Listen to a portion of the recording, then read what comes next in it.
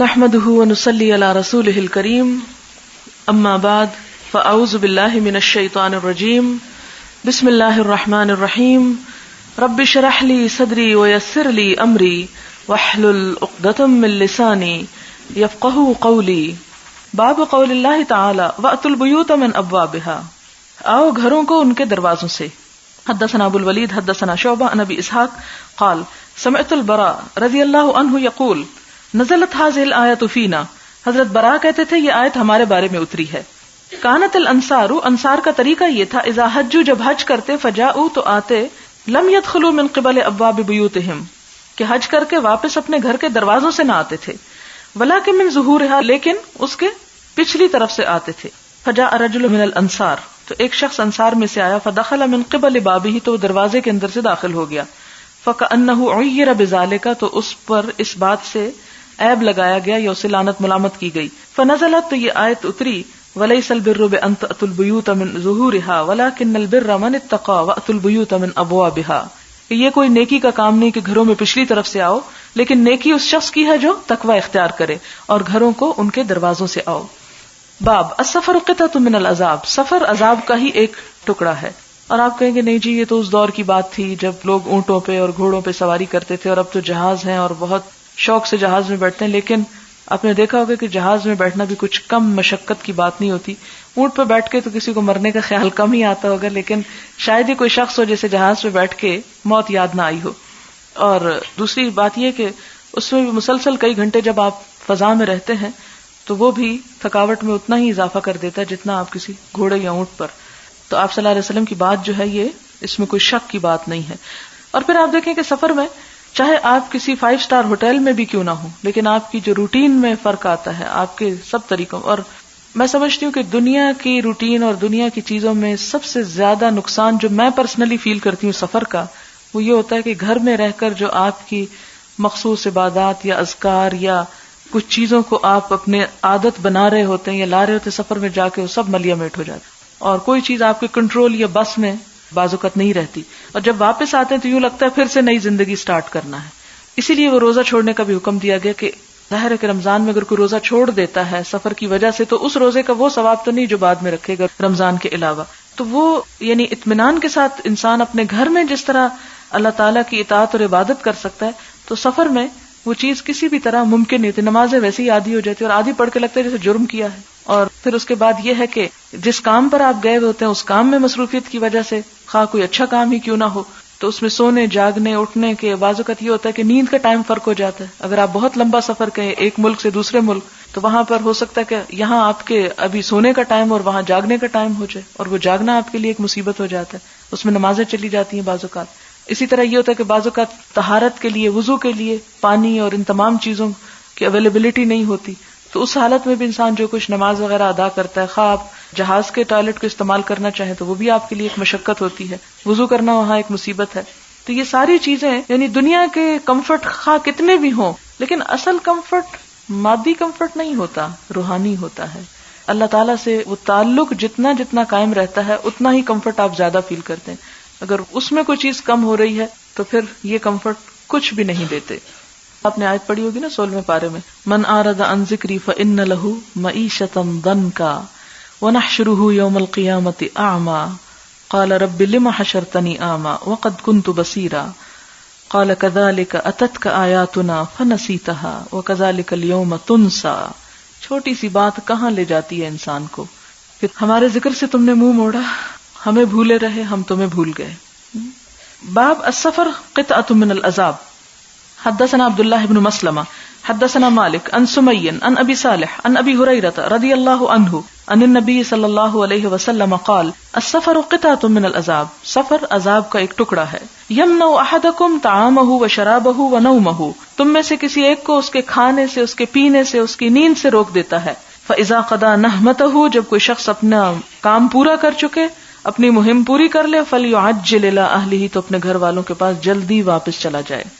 ہاں اگر اللہ کی راہ میں جیسے جہاد وغیرہ ہے تو وہ اس کا اپنا ایک فضل اور فضیلت ہے. باب المسافر اذا جد به السیر ويعجل الى اهله. مسافر جب جلدی چلنے کی کوشش کر رہا اور اپنے گھر والوں کے پاس جلدی لوٹے، حدثنا سعید بن ابی مریم اخبرنا محمد بن جعفر قال اخبرنی زید بن اسلم عن ابیہ قال كنت مع عبد الله بن عمر رضی اللہ عنہما بطریق مکہ فبلغه عن صفیہ بنت ابی عبید شدۃ وجع فاسرع السیر.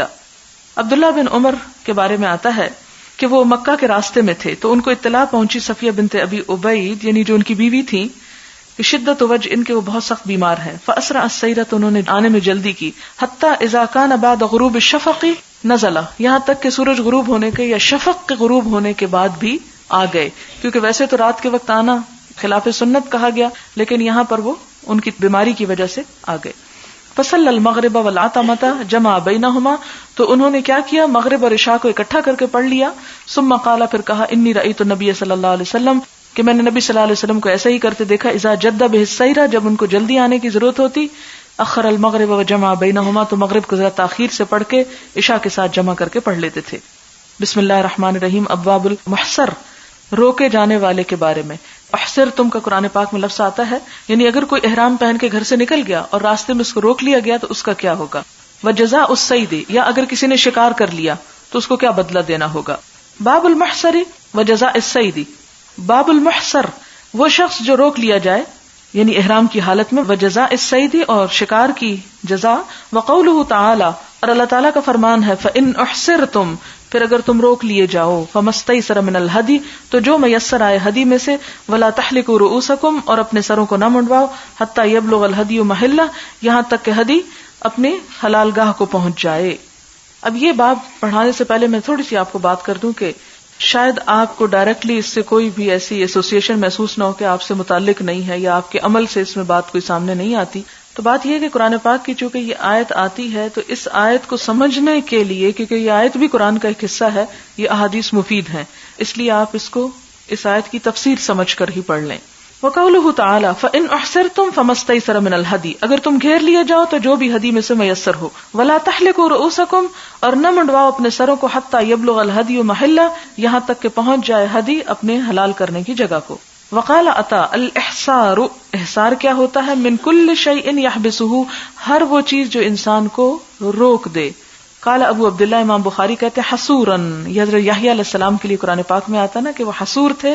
لا یأتی النساء یعنی عورتوں سے بچتے تھے, عورتوں کے پاس نہیں آتے تھے. لیکن احصار کا معنی یہاں پر عام ہے جس کا یہ باب باندھا گیا ہے. باب اذا احصر المعتمر اگر عمرے والے کو روک لیا جائے.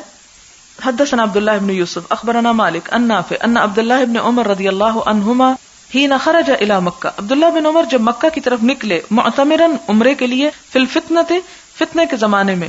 قال کہا ان صددت اگر میں روک لیا گیا ان البیت بیت اللہ سے صنعت کما صنعنا میں کروں گا جو ہم نے کیا تھا مع رسول اللہ صلی اللہ علیہ وسلم آپ صلی اللہ علیہ وسلم کے ساتھ.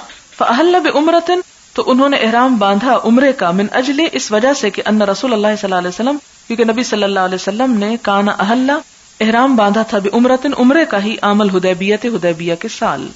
حدثنا عبداللہ بن محمد بن اسماء حدثنا جویریہ ان نافع ان عبید اللہ بن عبداللہ وسالم بن عبداللہ اخبراہ انہما کلما عبداللہ بن عمر رضی اللہ عنہما لیالی نزل الجیش بابن الزبیر کہ ان دونوں نے بات کی عبداللہ بن عمر سے ان راتوں کو یا ان دنوں کو جبکہ ابن زبیر پر حجاج کا لشکر آیا تھا مراد یہ. فقالا اور انہوں نے کیا بات کی تھی پیچھے بھی گزر چکی, انہوں نے کہا کہ ہم نہیں سمجھتے کہ تم عمرہ کر سکو یا تم اپنا حج کر سکو اس لیے مت جاؤ.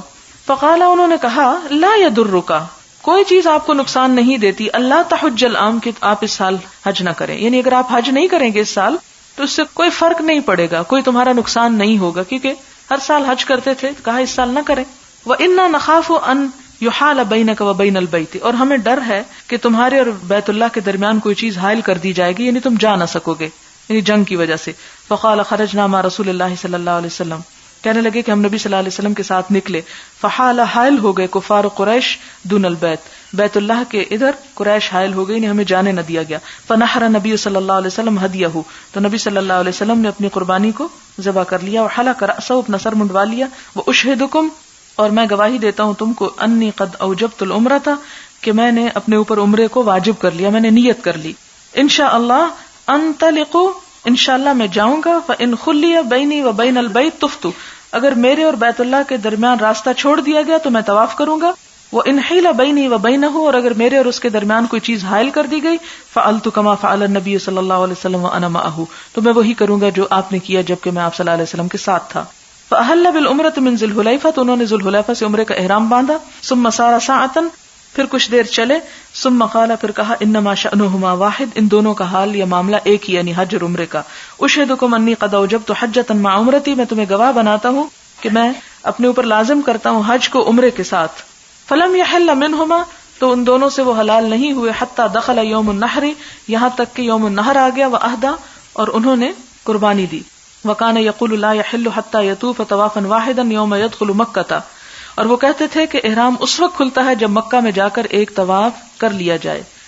حدثني موسى بن اسماعیل حدثنا جویریہ ان نافع ان بعض بنی عبد اللہ قال له لو اقمت بهذا، نافع کہتے ہیں کہ عبداللہ بن عمر کے بعض بیٹوں میں سے کسی نے کہا، لو اقمت بهذا، اگر اس سال آپ ٹھہر جائیں، یعنی حج کو نہ جائیں. پچھلی حدیث ہے. حدثنا محمد قال حدثنا یحیی بن صالح حدثنا معاویہ بن سلام حدثنا یحیی بن ابی کثیر عن اکرمہ قال فقال ابن عباس رضی اللہ عنہما، ابن عباس کہتے ہیں، قد احسر رسول اللہ صلی اللہ علیہ وسلم، کہ نبی صلی اللہ علیہ وسلم کو گھیر لیا گیا تھا.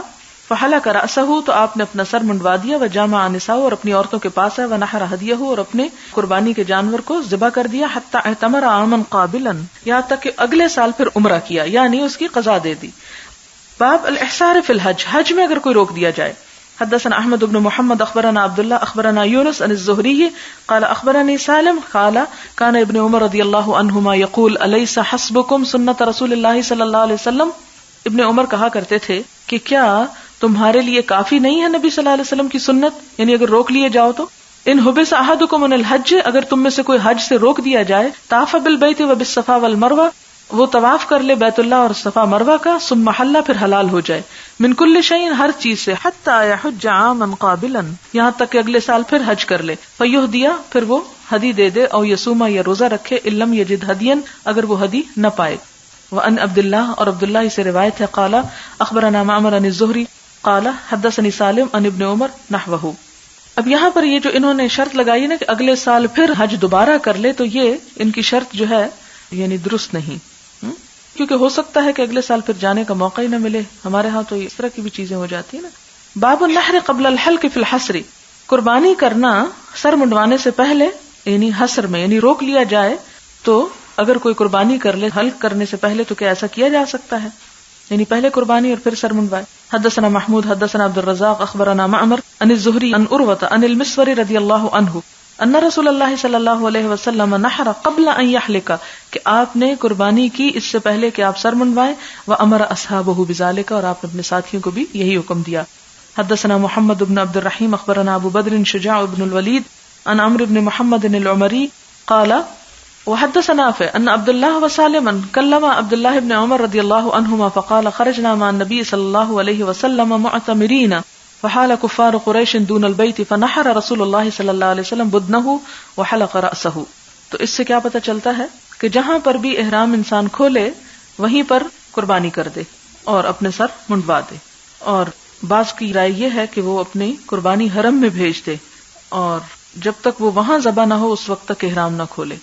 لیکن نبی صلی اللہ علیہ وسلم کے طریقے سے ہمیں پتہ چلتا ہے کہ جہاں آپ کو روک دیا گیا وہیں آپ نے کھول کر قربانی کر لی. کیونکہ یہ بھی تو ہو سکتا ہے نا کہ وہ بھی نہ بھیجنے کا موقع ملے. اگر یہ روک دیے گئے تو ہو سکتا ہے باقی بھی کوئی نہ جانے کے قابل ہو. تو ایسی قید لگانے سے پھر ایک مشکل میں ڈالنے والی بات اپنے آپ کو. باب من قال لیس علی المحصر بدل، جو یہ کہتا ہے کہ محصر پر بدل نہیں، یعنی اس کا دوبارہ اسے نہیں کرنا ہوگا، بدلہ نہیں دینا ہوگا. وقال روح، اور روح کہتے ہیں ان شبل، شبل سے. یہ شبل جو ہے اس کا معنی ہوتا ہے شیر کا بچہ. یہ نام ایک دن میں نے کہا تھا نا، خوبصورت نام. ان ابن ابی نجیح ان مجاہد ان ابن عباس رضی اللہ عنہما انما البدل علی من نقض حجہ بالتلذذ، کہ بدل تو یعنی قضا تو اس پر لازم ہے دوبارہ آنا جو توڑ دے اپنے حج کو تلذذ یعنی لذت حاصل کرنے کے لیے، یعنی رفث کی وجہ سے. پیچھے میں نے ابھی ابن عمر کی حدیث کے بعد یہ کہا نا کہ ابن عمر کا فتویٰ کیا تھا کہ وہ کیا کرے، اس وقت تو اپنا قربانی اور سر وغیرہ منڈوا لے اور وہاں پر اتنا ہی کام کرے، لیکن اگلے سال اس کو پھر پورا کرے. لیکن یہاں پر دوسری رائے کیا ہے کہ یہ چونکہ اس نے جان بوجھ کے ایسا نہیں کیا، وہ تو عمرے کی نیت سے گیا تھا لیکن ہو نہیں سکا، تو اس پر بدل نہیں، یعنی قضا، بدل کا معنی یا قضا ہے، یعنی قضا نہیں. ابن عباس کیا کہتے ہیں کہ قضا اسی پر ہے کہ جو جان بوجھ کے اپنا حج کا احرام توڑ دے. فاما من حبسه عذر، اور جو کوئی کسی عذر کی وجہ سے نہ کر سکے، او غیر ذالک، یا اس کے علاوہ، فانه یحل، تو وہ حلال ہو جائے گا، ولا یرجع، اور نہیں لوٹے گا، یعنی قضا نہیں کرے گا. واذا كان معه هدی، اور اگر اس کے ساتھ ہدی ہوگی، وهو محصر، اور وہ روک لیا گیا، نحرہ، اس کو ذبح کر دے گا. ان كان لا يستطيع ان يبعث به، اگر اس میں ہمت نہ ہو کہ وہ وہاں پر بھجوا سکے. وان استطاع، اور اگر اس کی استطاعت ہو، ان یبعث به، کہ اس کو بھیج دے، لم یحل، تو حلال نہ ہو، حتی یبلغ الہدی محلہ، جیسے قرآن میں آتا ہے کہ یہاں تک کہ قربانی اپنی حلال گاہ کو پہنچ جائے. اب یہ جو فرق ہے نا ائمہ کے درمیان محلہ سے، تو یہ اختلاف جو واقع ہوا ہے یہ محل کے لفظ سے ہوا ہے. بعض نے اس سے مراد محلہ کیا لیا، منا ہی لیا، کہ وہیں پہنچے گی تو احرام کھلا جائے گا. اور دوسرے ائمہ نے کیا لیا اس سے، کہ جس جگہ یعنی جہاں پر وہ روک دیا گیا ہے وہیں پر جب وہ قربانی کر دے تو بس وہ پھر حلال ہو جائے. قال مالک وغیرہ ینحر ہدیہ ویحلق فی ای موضع، امام مالک کہتے ہیں وغیرہ، اور ان کے علاوہ، وغیرہ سے مراد امام شافعی ہیں یہاں، کیونکہ ان کا مسلک بھی ہے، ینحر ہدیہ، کہ وہ اپنی ہدی کو قربان کرے، ویحلق، اور سر منڈوا دے، فی ای موضع کان، جس جگہ پر بھی وہ ہو، ولا قضاء علیہ، اور اس پر عمرے کی قضا دینا یا حج کی قضا دینا واجب نہیں ہے. لأن النبي صلی اللہ علیہ وسلم واصحابہ بالحدیبیہ نحروا وحلقوا وحلوا من كل شيء قبل الطواف، کہ نبی صلی اللہ علیہ وسلم اور آپ کے ساتھی حدیبیہ میں انہوں نے قربانیاں بھی کر دیں، سر بھی منڈوا لیے، اور حلال ہو گئے ہر چیز سے طواف سے پہلے ہی. یعنی طواف تو نہیں کر سکے تھے لیکن پھر انہوں نے احرام کھول دیے تھے. وقبل ان يصل الهدي الى البيت، اور اس سے پہلے کہ ہدی جو ہے وہ بیت اللہ کو پہنچے، یعنی اپنی جگہ پر. ثم لم يذكر ان النبي صلی اللہ علیہ وسلم امر احدا ان يقضوا شيئا، پھر اس بات کا کوئی ذکر نہیں ملتا کہ نبی صلی اللہ علیہ وسلم نے کسی کو بھی اس کی قضا کا حکم دیا ہو، یعنی آپ نے اس کی قضا لازم نہیں قرار دی. ولا يعود له، اور نہ وہ لوٹیں اس کے لیے. والحدیبیہ تو خارج من الحرم، اور حدیبیہ حرم سے باہر کا علاقہ ہے. اس سے کیا پتہ چلتا ہے کہ حرم تک بھی نہیں پہنچے تھے، حرم سے باہر ہی انہوں نے اپنے آپ کو حلال کر لیا راستے میں ہی. حدثنا اسماعیل قال حدثني مالك عن نافع ان عبد الله بن عمر رضی اللہ عنہما قال حين خرج الى مکہ معتمرا في الفتنة، عبداللہ بن عمر فتنے کے زمانے میں جب عمرہ کرنے کو مکہ گئے، کیا کہا، ان صددت عن البيت صنعنا كما صنعنا مع رسول اللہ صلی اللہ علیہ وسلم فأهل بعمرة من اجل ان النبي صلی اللہ علیہ وسلم كان اهل بعمرة عام الحدیبیہ. یہاں پر اوپر والی بات تو ایک ہی ہے، یہاں سے آپ ذرا توجہ سے سنیں کہ فأهل بعمرة، تو عمرے کا احرام پہنا، کیونکہ نبی صلی اللہ علیہ وسلم نے بھی عمرے کا ہی احرام پہنا تھا حدیبیہ کے سال. ثم ان عبداللہ بن عمر، پھر عبداللہ بن عمر نظر فی امرہ، انہوں نے اپنے معاملے میں غور کیا. فقال، تو کہا، ما امرهما الا واحد، ان دونوں کا معاملہ تو ایک ہی ہے، یعنی دونوں چیزیں برابر ہی ہیں، یعنی احرام تو دونوں کے لیے ایک ہی طرح کا ہوتا ہے. فالتفت الى اصحابہ، متوجہ ہوئے اپنے ساتھیوں کی طرف. فقال، تو کہا، ما امرهما الا واحد، کہ ان دونوں کا معاملہ ایک ہی ہے. اشہدکم، میں تمہیں گواہ بناتا ہوں، انی قد اوجبت الحج مع العمرۃ، کہ میں نے واجب کیا حج کو عمرے کے ساتھ. ثم طاف لهما طوافا واحدا، پھر ان دونوں کے لیے ایک ہی طواف کیا. ورأى ان ذلك مجزئ عنہ، اور یہ سمجھا کہ ان کو یہ کافی ہے. واہدى، اور ہدی، یعنی ہدی ساتھ لے کر گئے تھے. باب قول اللہ تعالی فمن كان منكم مريضا او به اذى من رأسه ففدية من صيام او صدقة او نسك. یہ بھی قرآن پاک کی ایک آیت ہے جس کا معنی ہے کہ جو تم میں سے کوئی بیمار پڑ جائے، او به اذى من رأسه، یا اس کے سر میں کوئی تکلیف ہو جیسے جوئیں پڑ جائیں، ففدية، تو وہ فدیہ دے سکتا ہے. کس چیز کا؟ من صيام، روزہ رکھ کے، او صدقة، یا صدقہ دے کے، او نسك، یا قربانی کر کے. وهو مخیر، اور وہ اس معاملے میں با اختیار ہے. فاما الصوم، جہاں تک صوم کا تعلق ہے، فثلاثۃ ایام، تو وہ 3 دن کے روزے رکھے گا. یعنی مثال کے طور پر یہاں سے اگر کوئی خاتون جاتی ہیں اور ان کے سر میں کوئی یعنی تکلیف ہو جاتی ہے تو احرام کی حالت میں بال کٹوانا منع ہے، لیکن اگر کسی تکلیف کی وجہ سے کوئی زخم ہو گیا، کوئی اور وجہ ہو گئی، تو احرام کی پابندی کے خلاف ہو گئی بات، خواہ عذر سے ہی ہوئی، تو اس صورت میں اب کچھ نہ کچھ فدیہ دینا ہوگا. اور وہ کیا ہے اس کی تفصیل آئے گی. قرآن پاک میں تو یہ 3 چیزوں کا ذکر کیا گیا، اس کی تفصیل نہیں بتائے گی کہ قربانی کے لیے اونٹ ہو یا بکری ہو. تو حدیث ہمیں بتائے گی. حدثنا عبداللہ بن یوسف اخبرنا مالک عن حمید بن قیس عن مجاہد عن عبد الرحمن بن ابی لیلہ عن کعب بن عجرہ رضی اللہ عنہ. کعب بن عجرہ سے روایت ہے عن رسول اللہ صلی اللہ علیہ وسلم انہ قال، وہ کہتے ہیں، لعلک آذاک حوامک، کہ نبی صلی اللہ علیہ وسلم نے ان سے فرمایا شاید تجھے اذیت دی تیرے جوؤں نے. حوام حامہ کی جمع ہے، یا پتنگوں کے لیے اس قسم کے کیڑے مکوڑوں کے لیے استعمال ہوتا ہے، یعنی یوں لگتا ہے کہ تمہاری جوئیں جو ہیں وہ تمہیں بہت اذیت دے رہی ہیں. قال نعم یا رسول اللہ، تو انہوں نے کہا جی ہاں اے اللہ کے رسول صلی اللہ علیہ وسلم. فقال رسول اللہ صلی اللہ علیہ وسلم، تو آپ نے فرمایا احلق رأسک، اپنا سر منڈوا دو، یعنی احرام ہی کی حالت میں. وصم ثلاثۃ ایام، اور 3 دن کے روزے رکھو. قرآن میں کیا ہے یہ آپ دیکھیں نا وہ آیت کہ من کان منکم مریضا او بہ اذى من رأسہ ففدیۃ من صیام، روزے رکھے. کتنے یہ نہیں بتایا گیا. اب جو لوگ کہتے کہ حدیث کے بغیر بھی قرآن کی تفسیر ہو سکتی ہے تو وہ کیسے تفسیر کریں گے؟ یعنی کتنے روزے بتائیں گے؟ جتنے کو چاہے رکھ لے، یا مہینے کا بتا دیں مثلا. تو یہاں پر کیا بتایا گیا کہ 3 روزے رکھے. تو آپ نے فرمایا 3 روزے رکھ لو، او اطعم 6 مساکین، یا 6 مسکینوں کو کھانا کھلاؤ. تو پیچھے کیا تھا؟ من صیام او صدقۃ، صدقے میں کیا دے. تو یہاں پر تفسیر ہوگی اس کی، او نسک، یا قربانی. قربانی کس چیز کی کرے؟ او انسک بشات، بکری کی.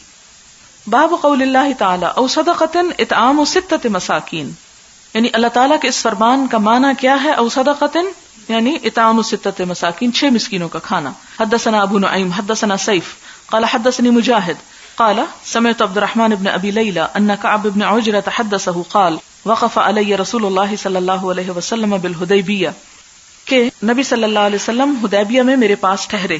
کن کے پاس ٹھہرے؟ کعب بن عجرہ کے پاس. ورأسی یتحافت قملا، اور میرے سر سے جوئیں گر رہی تھی. بیماری ہو جاتی ہے نا بعض اوقات. فقال، تو کہا یؤذیک حوامک، تمہیں تمہاری جوئیں تکلیف دے رہی ہیں؟ قلت نعم، میں نے کہا جی ہاں. قال فاحلق رأسک او احلق، آپ نے فرمایا کہ اپنا سر منڈوا دو، یا فرمایا منڈوا دو. قال فی نزلت هذه الآیہ، اب ہم تو کہہ رہے ہیں اچھا ان کو جوئیں پڑ گئیں، وہ خوش ہو رہے ہیں کہ میرے بارے میں اتری تھی یہ آیت. سوچ کی بات ہے نا کہ جس طرح آپ لے لیں.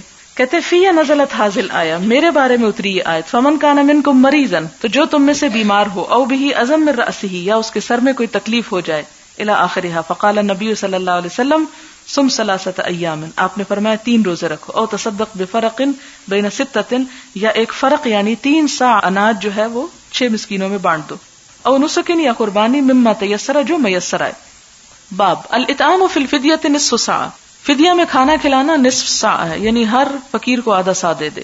6 مسکینوں کا کھانا کہا نا، تو فرق کی بات آپ نے کی. فرق ایک پیمانہ ہے جس میں 3 سا آتے ہیں، تو 3 سا کو 6 پہ بانٹ دو، تو مراد کیا تھی کہ ہر سا 2 پہ. حدثنا ابو الولید حدثنا شعبہ عن عبد الرحمن ابن الاصبہانی عن عبد اللہ ابن معقل قال جلست الى كعب بن عجرہ رضی اللہ عنہ فسألته عن الفدیہ فقال نزلت فی خاصۃ، فدیہ کے بارے میں نے ان سے پوچھا تو کہنے لگے میرے ہی بارے میں خاص طور پر اتری، وہی لکم عامۃ، اور تم سب کے لیے عام طور پر ہے. حملت الی رسول اللہ صلی اللہ علیہ وسلم، میں نبی صلی اللہ علیہ وسلم کے پاس لے جایا گیا.